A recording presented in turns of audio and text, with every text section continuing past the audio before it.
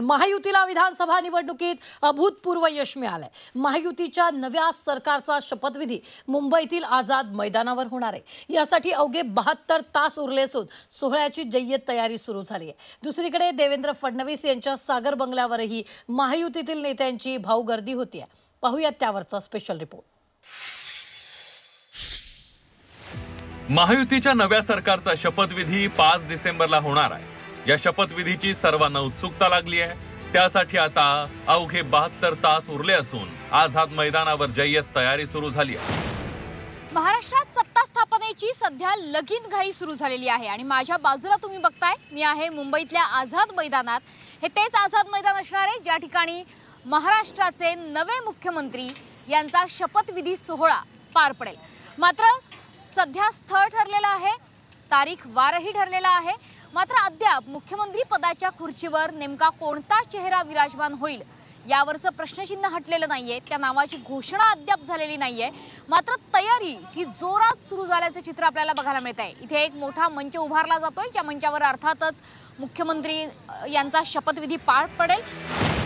महायुतीच्या शपथविधी सोहळ्यासाठी मैदानातील आसन व्यवस्थेची रचना सुद्धा तयार झाली आहे। शपथविधीसाठी एकूण 3 स्टेज असणार आहे। मुख्य मंच 60 बाय 100 फूट असेल।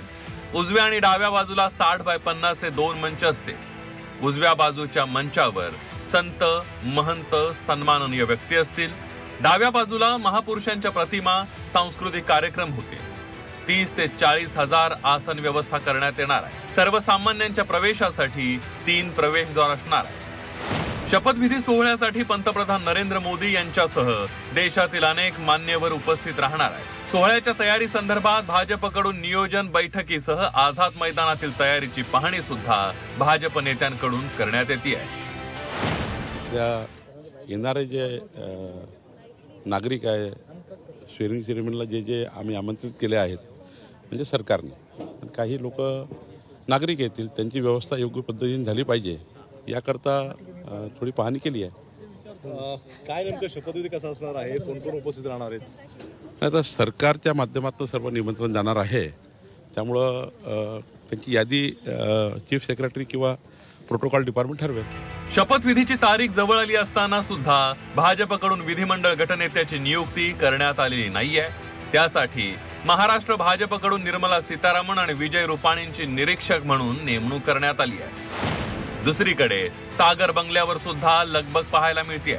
देवेंद्र फडणवीसांच्या भेटीसाठी महायुतीतील नेत्यांनी गर्दी केल्याचं पाहायला मिळालं। यामध्ये पंकजा मुंडे, चंद्रकांत पाटील, चंद्रशेखर बावनकुळे, गिरीश महाजन, संजय कुटे, राहुल कुल, माधुरी मिसाळ, धनंजय मुंडे, मुरजी पटेल, चित्रा वाघ, अतुल सावे, रणधीर सावरकर, नारायण कुचे, प्रताप पाटील चिखलीकर यांच्यासह राष्ट्रवादी शरदचंद्र पवार पक्षाचे खासदार सुरेश म्हात्रे यांनी भेटी घेतल्याचं दिसून आलंय।